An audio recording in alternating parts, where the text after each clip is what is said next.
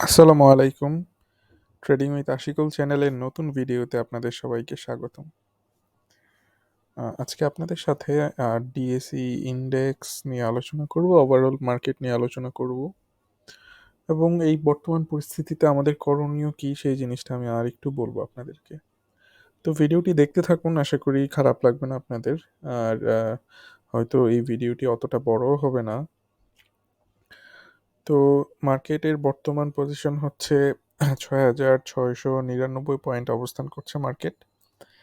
আজকে 53 পয়েন্টের মতো মাইনাস হয়েছে। টোটাল ট্রেড ভ্যালু ছিল আজকে 656 কোটি টাকা, আহ, যেটা খুবই কম গত দিনের তুলনায়। গত দিন প্রায় 800 কোটি টাকার মতো ট্রেড হয়েছিল, আজকে 656 কোটি টাকার মতো ট্রেড হয়েছে, প্রায় 150 কোটি টাকার কম বেশি। যেখানে আমরা মার্কেট দেখছিলাম যে অন অ্যাভারেজ 1200 কোটি টাকার মতো ট্রেড হচ্ছিল, সেখান থেকে এখন দেখা গেল 650তে চলে আসলো। প্রায় মার্কেট ভলিউম টাকার দিক থেকে অর্ধেক হয়ে গিয়েছে। এটার একটা কারণ আপনাদেরকে যদি বলি তাহলে অনেকে বাই সেল করছে না, ইনডিসিশনের মধ্যে থাকছে। আর নেক্সট আরেকটা রিজন হচ্ছে এটার জন্য যে মার্কেটের প্রাইস যেহেতু অনেকটাই পড়ে গিয়েছে, মার্কেটের ক্যাপিটালাইজেশন কমে গিয়েছে। দ্যাট মিনস বেক্সিমকো শেয়ার যদি আগে 180 টাকায় কিনতো মানুষ, এখন কিনতেছে, বেচা কেনা করতেছে 140 টাকা।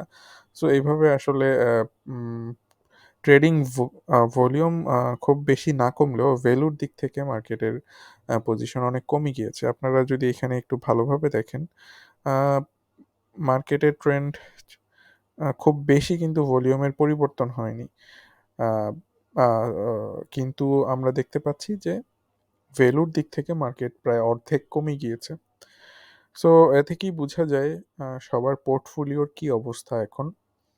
আহ, বর্তমান পরিস্থিতিতে আপনাদের জন্য একটাই আমার অ্যাডভাইস থাকবে বা আমার একটাই ইনফরমেশন থাকবে, সেটা হচ্ছে যদি কোনো শেয়ার সাপোর্টের নিচে চলে যায় দেন আপনারা সেই শেয়ারটি থেকে বেরিয়ে যাবেন। কিন্তু অল্প কমে গিয়েছে এই ধরনের কোনো শেয়ার থেকে আসলে বের হওয়া এখন যুক্তিযুক্ত না মনে হয়।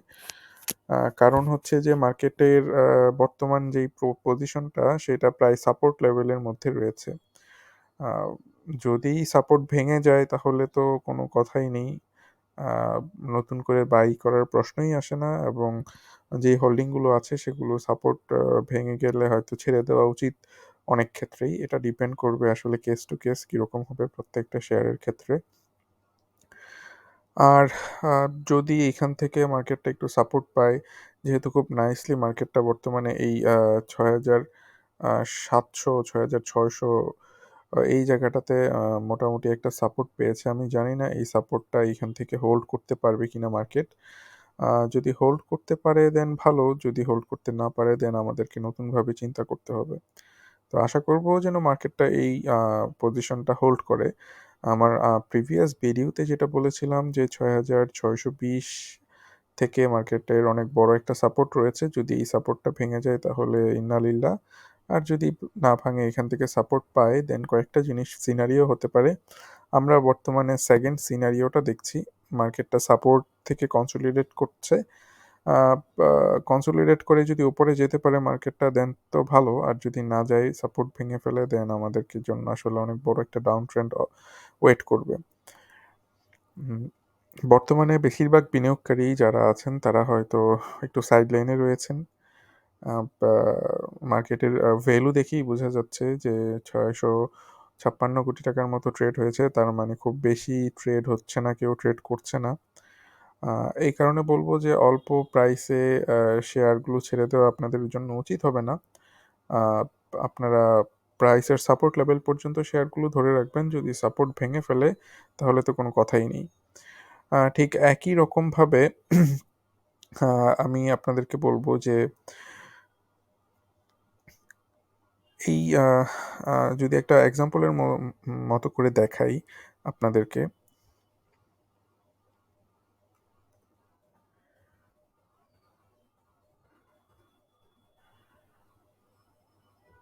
আইসিবি শেয়ারটি নিয়ে আমি বলেছিলাম আমাদের একটা ডেমো পোর্টফোলিও আছে, সেই পোর্টফোলিওতে আইসিবি শেয়ারটি কেনা রয়েছে এবং আইসিবি শেয়ার নিয়ে আমরা ডেমো পোর্টফোলিওতে যদি দেখেন তাহলে আমি দেখাচ্ছি না, বাট বলে রাখছি যে প্রায় 14% মতো লস রানিং আইসিবি শেয়ারটি নিয়ে আমরা যেই টাকায় কিনেছিলাম, এখন প্রায় 110 টাকা চলে এসেছে। সো মার্কেটের এই পজিশনে আমি কি করব, আমার কি করা উচিত? ধরলাম সত্যিকারভাবেই যদি ধরি যার এই শেয়ারটি রয়েছে সে এখন কি করবে? আ যেহেতু ভিডিওর ফার্স্টেই বলেছিলাম ৳১০৯ থেকে ৳১১০ মধ্যে হচ্ছে এই শেয়ারটার স্টপ লস। সো ৳১১০.৮০ রয়েছে। যদি কোনো কারণে এই শেয়ারটি ৳১০৯ ক্লোজ করে, ৳৯ র নিচে ক্লোজিং দেয়, দেন এই শেয়ারটি আ ছেড়ে দেওয়া উচিত। কারণ এই শেয়ারটি তখন একটা লং টার্ম ডাউন ট্রেন্ডে চলে যাবে। কারণ সে তার স্টপ লস হিট করে ফেলেছে অলরেডি। সো আ এই এরকমভাবেই আমরা যেই স্ট্র্যাটেজিটা ফার্স্টে নিয়ে থাকি, সেই স্ট্র্যাটেজিটা অলওয়েজ আমাদের ফলো করা উচিত। আ সেই স্ট্র্যাটেজির বাইরে যাওয়া উচিত হবে না। বর্তমানে ৳১১০.৮০ রয়েছে। এখন কেউ যদি চিন্তা করে প্যানিকড হয়ে যায় যে আমি এই শেয়ারটি বিক্রি করে দিব কারণ মার্কেটের অবস্থা খুবই খারাপ, নেগেটিভ মার্কেট, ১০০ পয়েন্ট, ৫০ পয়েন্ট, ১০০, ১৫০ পয়েন্টের মতো করে কমছে মার্কেট। সো এই পজিশনে হাতে শেয়ার রাখার কোনো যৌক্তিকতা নেই। এটারও এক ধরনের স্ট্র্যাটেজি আছে। অনেকে হয়তো এই স্ট্র্যাটেজিও ফলো করে, বাট আপনি যখন ফার্স্টে যেই শেয়ারটা কিনেছেন, সেই শেয়ারটি কিনার সময় আপনি যেই স্ট্র্যাটেজিটা ঠান্ডা মাথায় সেট করেছেন, সেই স্ট্র্যাটেজির উপরে সবসময় আপনারা অটল থাকার চেষ্টা করবেন। এটাই হচ্ছে মেইন একটা আ শেয়ার মার্কেটে ভালো করার সূত্র। যারা মোটামুটি টেকনিক্যাল অ্যানালাইসিস জানে বা যারা মোটামুটি ফান্ডামেন্টাল অ্যানালাইসিস জানে, তাদের সবারই একটা স্ট্র্যাটেজি থাকে এবং দেখবেন যে যত বেশি সাকসেসফুল, সে তত বেশি সাকসেসফুল যে যত বেশি তার স্ট্র্যাটেজির উপর অটল থাকে। অনেক বড়, বড় ট্রেডার অনেক, অনেক, অনেক প্রফিট করেছে বাইরের মার্কেটগুলোতে। কিন্তু সেই প্রফিট তারা ধরে রাখতে পারেনি। শুধুমাত্র তাদের স্ট্র্যাটেজিগত পরিবর্তনের কারণে। সো অ এক ভাই আমাকে কোয়েশ্চেন করেছিলেন যে একটা শেয়ার কেনার পরে এখন কি করব? স্ট্র্যাটেজি তো ভুলে যাই। সো আপনারা স্ট্র্যাটেজি অলওয়েজ লিখে রাখবেন, জার্নাল আকারে লিখে রাখবেন এবং এই স্ট্র্যাটেজিগুলো বারবার রিভিজিট করে দেখবেন যে কোথায় আপনার ভুল আছে এবং কোথায় আপনি আরো ফাইন টিউন করতে পারেন স্ট্র্যাটেজিতে। তো আমি আবার DACX এর বেলায় চলে আসি। আহ মার্কেট যদি এই পজিশন থেকে আ ব্রেকআউটও করে, ব্রেকআউট করার পরেও আমাদের খুব বেশি আ পা আনন্দিত হওয়ার কিছু থাকবে না। কারণ হচ্ছে যে মার্কেটটা বেশ বড়সড় একটা রেজিস্ট্যান্স ক্রিয়েট করে ফেলেছে উপরে ৬,৯১০ এর দিকে এবং দেন আরও উপরে ৭,০৫০, ৭,১০০ এই পজিশনে ২ টা বড়সড় রেজিস্ট্যান্স রয়েছে। দেন আপনারা দেখেন আ একটা ট্রেন্ড লাইন যদি ডাউন ট্রেন্ড লাইন যদি ড্র করি, যদিও এটা ভ্যালিড ডাউন ট্রেন্ড লাইন হবে না, আ বাট তারপরেও যদি একটা ড্র করি তাহলে একটা মার্কেটটা কিন্তু ঠিক দেখা যাচ্ছে যে একটা ডাউন ট্রেন্ড লাইনের উপর থেকেও সে হয়তো এই পজিশনে একটা যদি ওপরে যায় কোনোভাবে তাহলে এইখান থেকে বড়সড় রেজিস্ট্যান্স এর মুখোমুখি হবে। সো ওভারঅল সেন্টিমেন্টটা অনুযায়ী নেগেটিভ মার্কেটের নেগেটিভিটি মার্কেটে অনেক বেশি পরিমাণ আছে।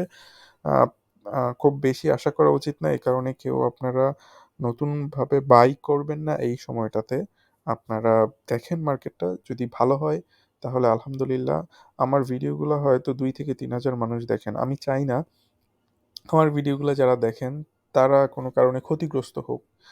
সো আমি আপনাদেরকে বলে রাখি যে বেশ অনেকগুলো শেয়ারের অনেক লং টার্ম ইনভেস্টমেন্টের জন্য প্রায় ১৫-২০ টার মতো শেয়ার লং টার্ম ইনভেস্টমেন্টের জন্য অনেক ভালো পজিশনে আছে। গতকাল আমি ভিডিও দেই নাই। কিন্তু এই কাজটা করেছিলাম যে আমি খুঁজে, খুঁজে বের করেছিলাম আমার স্ট্র্যাটেজি অনুযায়ী কোন জিনিসগুলো লং টার্ম ইনভেস্টমেন্টের জন্য খুব ভালো পজিশনে রয়েছে। কিন্তু আমি এখন কোনো ভিডিওই আপনাদের সাথে শেয়ার করব না। কারণ হচ্ছে যে মার্কেটের এই পজিশনে আমার কোনো ভিডিও দেখে যদি কেউ একটা শেয়ার কিনে বসে থাকেন, এই জিনিসটা আসলে আমার কাছে আমার মানে পার্সোনালি আ আম আমার কাছে খুব ভালো লাগবে না।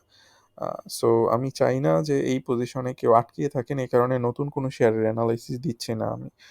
তো যখন মার্কেট ঠিক হবে মনে করব, তখন চেষ্টা করব নতুন কোনো শেয়ারের অ্যানালাইসিস দেওয়ার জন্য। আপনাদের সবার আহ, জন্য শুভকামনা থাকলো।